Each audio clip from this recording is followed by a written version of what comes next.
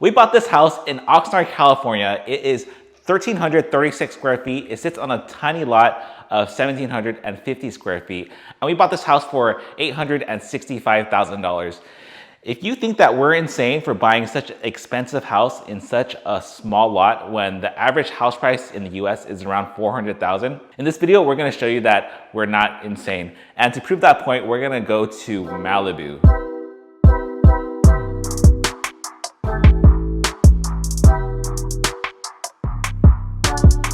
So we're in Malibu. We're at this 3,000 square foot house. It's 4 bedrooms, 4 baths. It's listed on the market for $6.5 million. Now, don't get me wrong, this place is really nice. It's really modern looking, wide open concept, really nice finishes, very luxurious. But why on earth would anyone buy this house for $6.5 million? And this is why. Just take a look at this view, but it's not the view that makes this place worth $6.5 million. It's the rarity. People value things that are rare over functionality. That's why there are bottles of wines worth $3 versus other bottles of wines that are worth $3,000. That's why things like Bitcoin, diamond rings, and gold bars are worth a lot of money, because those things are valued not for their functionality, but for their rarity. Real estate prices is just a function of supply and demand. There are only so many beachfront properties in the world, so the supply is limited. As long as more and more people are able to afford houses like this, driving the demand up, the price has to go up. We're here back in Oxnard. I know it's a bit of a stretch to compare our Oxnard house to a Malibu beachfront house, but what I think a lot of people don't realize about Oxnard is that it's a beach city. Behind me is the Pacific Ocean. There's a little kiddie beach here. If you walk a couple of minutes this way, you'll reach a beach called Silver Strand Beach. And if you walk a couple minutes this way, which we're gonna walk right now, you'll reach our new house. It's not a beachfront house, but it is very walkable to the beach. There's only so many beaches in California. Therefore, there's only so many houses in close proximity to the beach. So the rules of supply and demand do work in our favor. I mean, where else can you find a house that is a 5-minute walk to the beach for less than $1 million in Southern California? As I walk to our house, I'll tell you a little bit about Oxnard.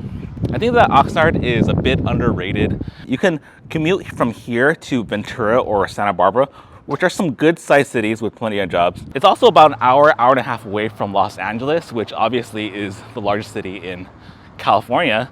So plenty of jobs there as well. It is a tough commute to Los Angeles, but with more and more companies allowing work from home now, it starts to make sense for a lot more people to live in places like Oxnard and work for companies that are based out of Los Angeles. Honestly, you could even work for a company that is based out of San Francisco and live in Oxnard. You can leave Oxnard, go to LAX, be in San Francisco by noon, fly back and be back in Oxnard. As long as you don't have to do that often, then it can actually work. Our house is a little bit small, but that's okay, because it's easier to rent out smaller houses on Airbnb anyway. I think we'll make something like 85K in bookings per year on our house. So let's just call it 75K after expenses, so 75K in profit. Our expenses are not going to be very high because we bought the house all cash. We're not multimillionaires or anything, so the way that we came up with so much cash is that we did something called a 1031 exchange, where we took the proceeds from a previous investment and we put it towards this house.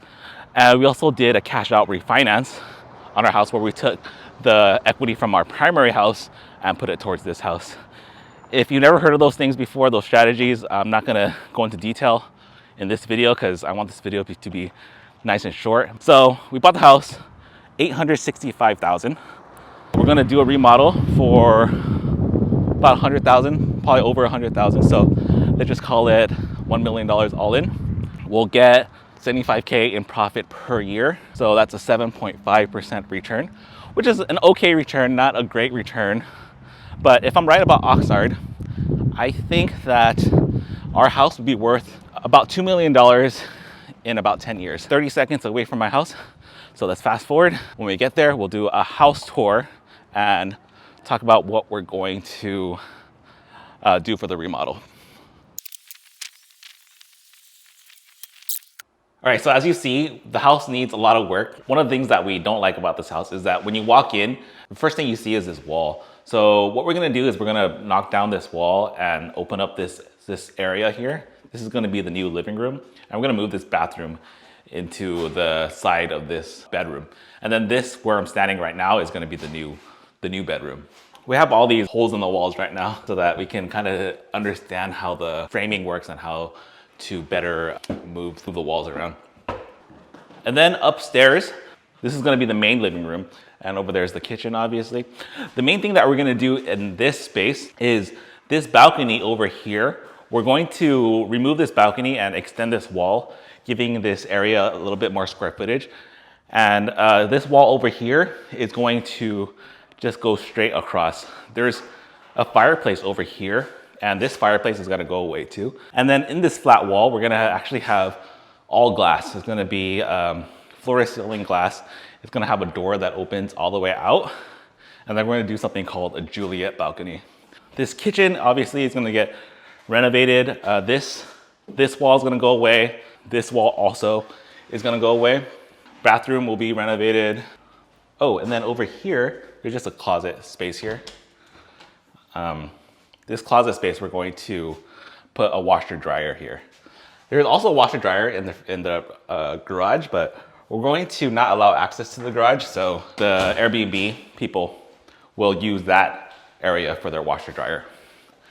And then the last feature of this house is that there's a rooftop deck. We're not really gonna do much to the rooftop deck. We're gonna just replace the roofing. We anticipate there's gonna be like a lot of damage under here. We're gonna have to replace a lot of the roof structure, we think. Don't know how much that's gonna cost. We're probably gonna put like a trellis where we basically people get to hang out and have some shade over here. So I wanted to show you this house because this is gonna be the first video of this series of getting an Airbnb listed live. We're gonna go through the whole process from start to finish. We're going to go through the design, the permitting process, getting the furniture, doing the remodel, and then finally going live. Subscribe to this channel if you want to join me on this journey. Otherwise, thanks for watching. See you in the next video.